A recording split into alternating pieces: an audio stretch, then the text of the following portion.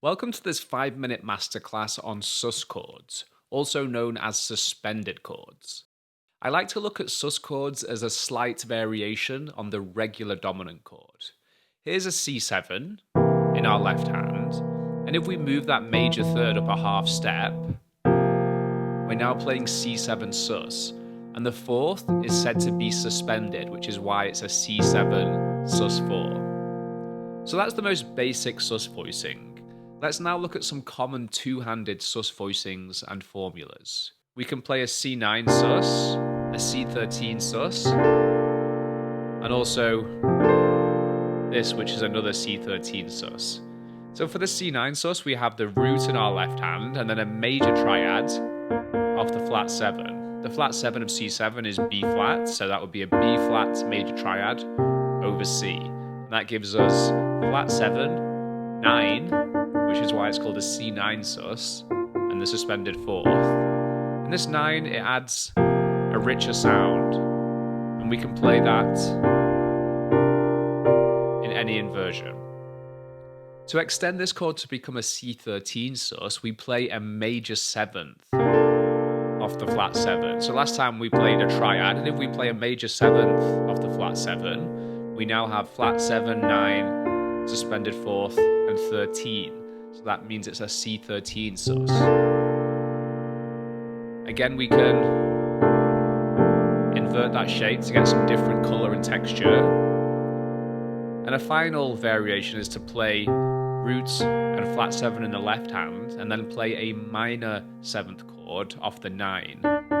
So the 9 is the same note as the 2, and if we play a minor 7th chord, that would be a D minor 7 over C7, and so we've got the root, flat 7, 9, 4th, 13th, and the root again.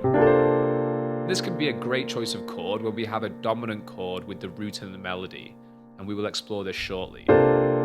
Again, we can invert our right hand.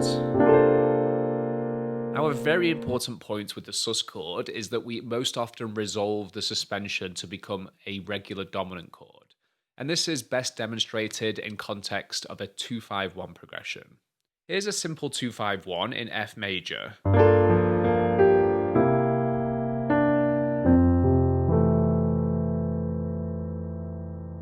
Now what we're going to do is we're going to add the sus chord in between the G minor and the C7. So the progression will go G minor, C9 sus, C7, and then the F major, just without talking.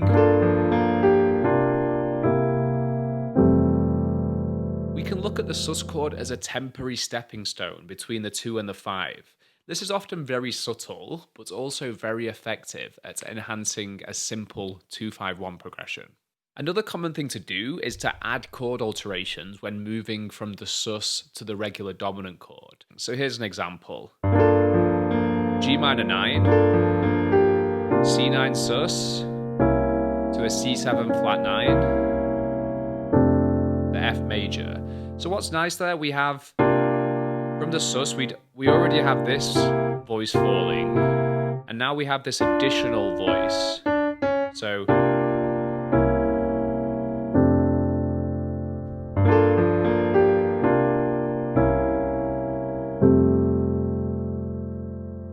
let's do the same with the C13 sus.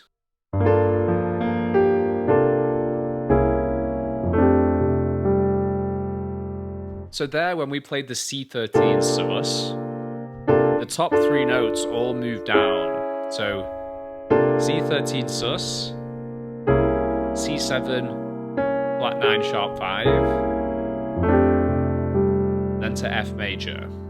We could also do it with the 13 sus with the root on top.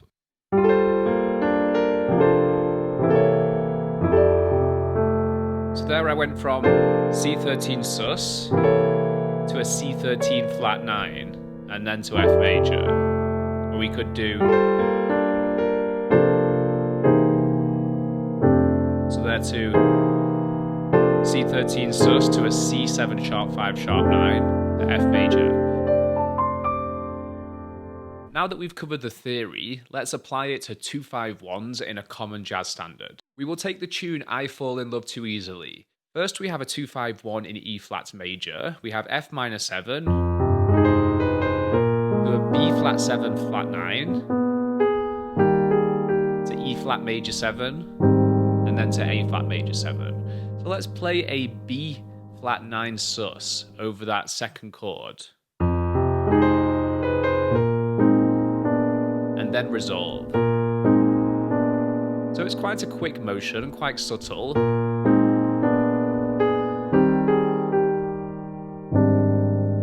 But it's very effective at the same time.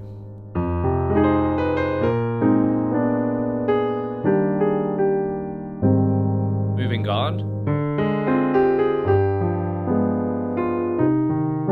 So there we had a minor 2-5-1, D minor 7 flat 5.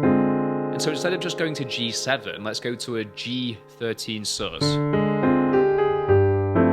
And then down to the G7. Another nice thing is to use the tritone. So we know that G7 is the tritone of D flat 7. So let's see how this could sound.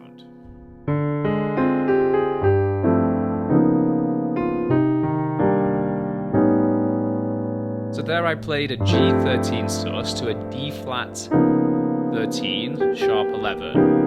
So that would be the regular G13 sus to G7, or we can do G13 sus to the tritone and then to the 1.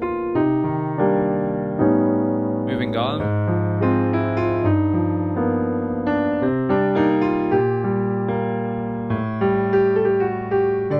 Here we have a dominant chord with the root and the melody. So we could play this, but instead we can play our sus chord. So this is very useful. This one, the minor 7th off the 9. Very useful when we have a dominant chord with the root and the melody. And we can go... So these inner voices are just folding outwards. D13 sus. And then as we resolve the suspension, we then add the tensions. A flat 9 and a sharp 11. I hope you've enjoyed this 5-minute masterclass. If you'd like to learn more about these topics, you can check out our course on chord substitutions. There's a link below this video. And if you do have any questions, just drop it in the comment box below.